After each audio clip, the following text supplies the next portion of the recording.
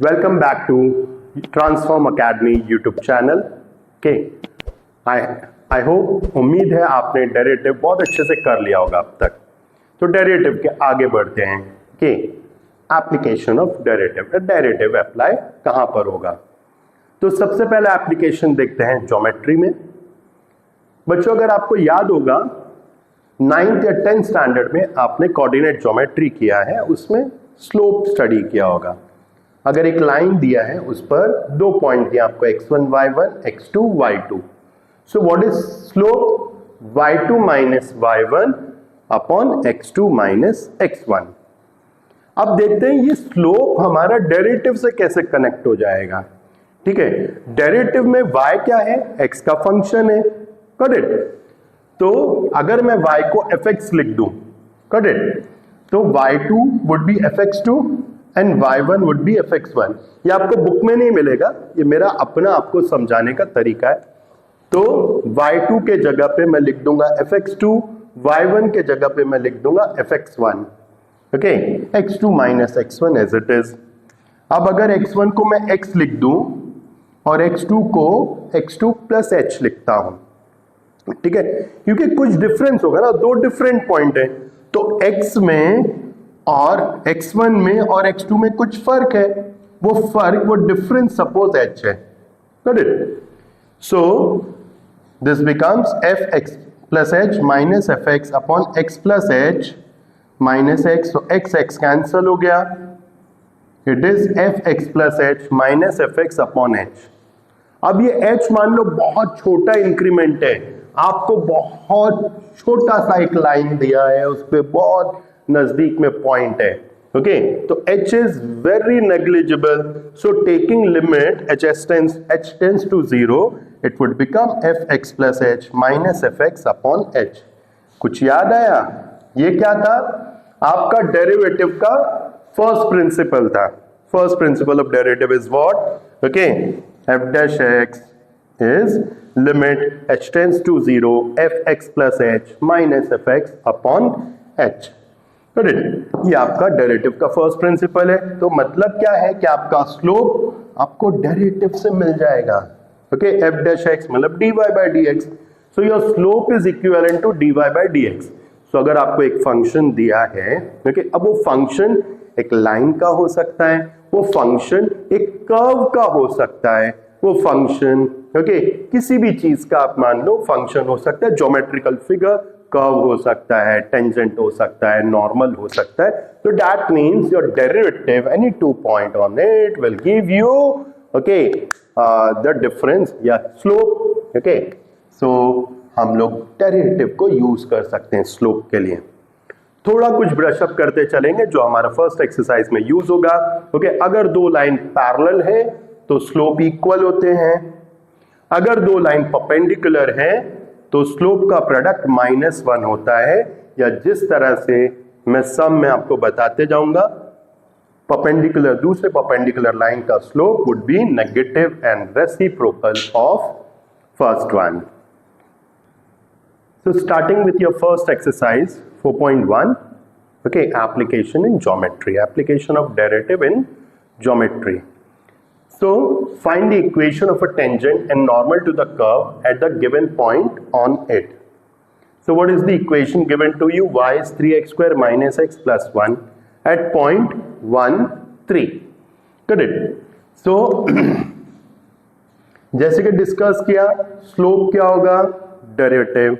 Okay, so dy by dx 3 into x square का derivative 2x minus x का derivative 1 और constant का 0, so that become 6x minus 1। But ये function है, ये जो पॉइंट दिया है वो सब्स्टिट्यूट करेंगे तो न्यूमेरिक वैल्यू मिल जाएगा स्लोप का।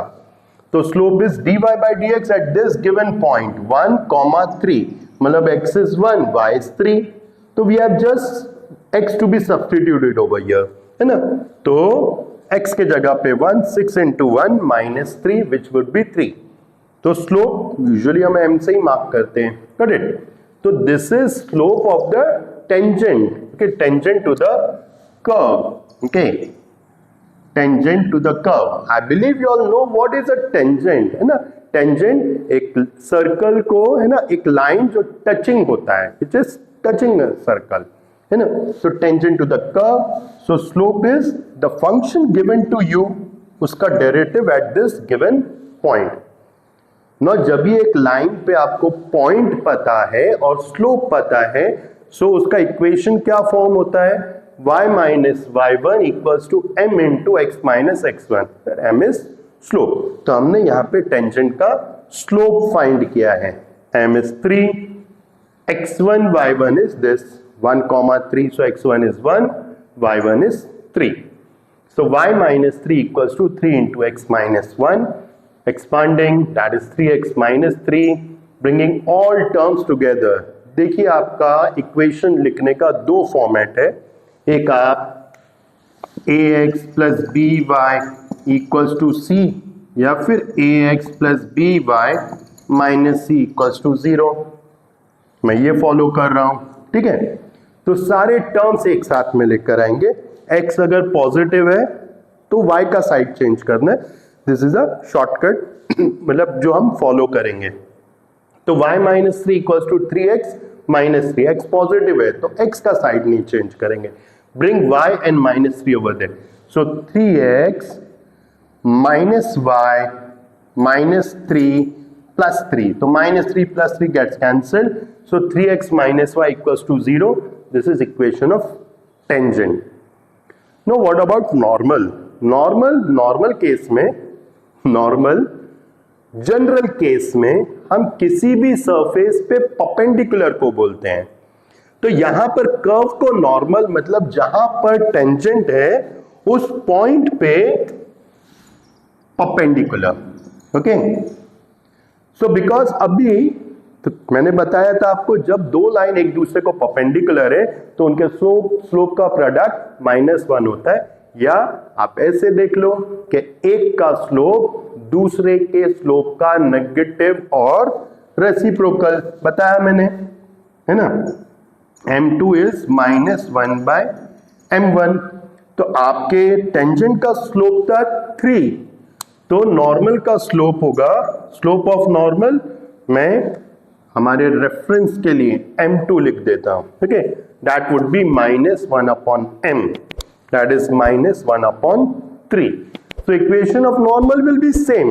मैंने स्टैंडर्ड फॉर्म में लिखा है y minus y1 equals to m into x minus x1, okay. m कौन सा, ये जो m2 लिया है हमने, so substituting the value y minus 3 at same point, y minus 3 equals to -1 by 3 into x minus 1, cross multiplying 3y minus 9 is equal to minus x plus 1. Now x is negative. Bring these terms on left hand side. So plus x plus 3y minus 9 minus 1 is equal to 0, which gives you x plus 3y minus 10 is equal to 0. This is how you find the equation of tangent and normal to the curve. Equation of tangent and equation of normal to the curve at given point. बहुत simple है, तो I believe एक sum is sufficient. So next sum देखते हैं। I have taken easier one and थोड़ा different वाला लिया, third सम।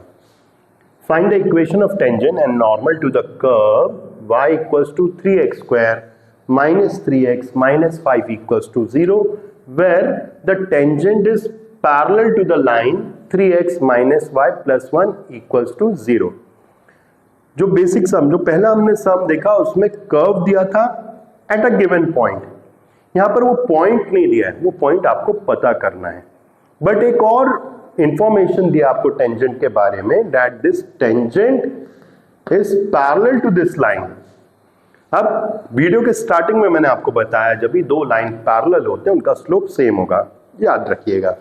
तो स्लोप ऑफ द लाइन, कोई भी लाइन, आप थोड़ा 11 में जाएंगे अगर आपने ध्यान दिया होगा, तो किसी भी लाइन का slope, if line is ax plus by plus c equals to 0 is given by minus a by b, मतलब minus of coefficient of x upon coefficient of y। तो यहां पर आपका स्लोप क्या बनेगा, minus of 3 upon -1 which will give you +3। Okay, तो slope of this line is +3। Now tangent is parallel to this line. तो मैंने अभी वापस आपको बोला कि दो लाइन जब पैरेलल होते हैं तो उनका स्लोप सेम होगा, तो टेंजेंट का स्लोप इज ऑल्सो 3। ना इक्वेशन क्या है कर्व का, 3x² - 3x - 5। एओडी कर लेना, एप्लीकेशन ऑफ डेरिवेटिव। तो डेरिवेटिव देखेंगे, सो dy by dx is 3 into x² का derivative 2x minus 3 into x का डेरिवेटिव 1, कांस्टेंट का 0। So this becomes 6x - 3। But dy by dx क्या है, स्लोप है, और स्लोप क्या है, 3 है। तो 3 इक्वल्स टू 6x - 3।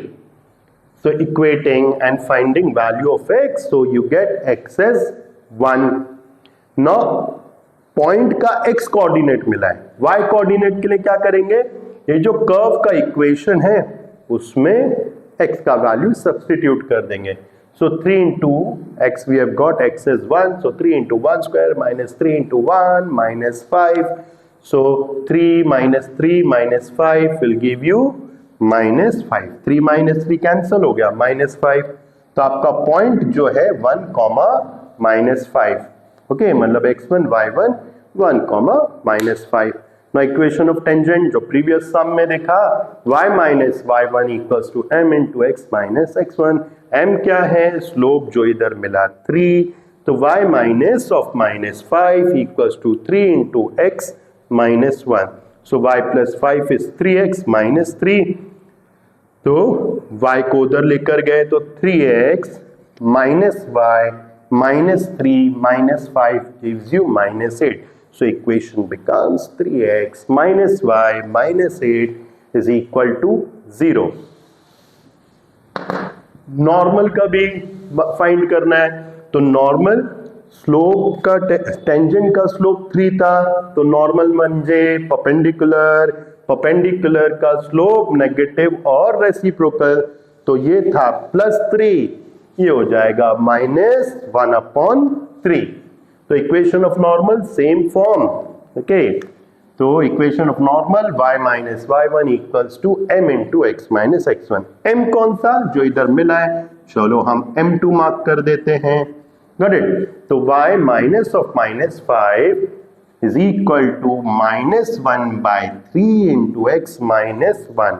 ये 3 क्रॉस मल्टीप्लाई किया, 3 इंटू माइनस माइनस प्लस हो जाएगा, तो 3 into y plus 5 is minus of x minus 1. So minus x plus 1. So minus x और plus 1 को इधर लाएंगे तो plus x plus 3y 15 minus 1 will give you 14. तो ये था हमारा इस सम का सॉल्यूशन। तो आई बिलीव फर्स्ट एक्सरसाइज आपको बहुत अच्छे से समझ में आया होगा, application of derivative in geometry.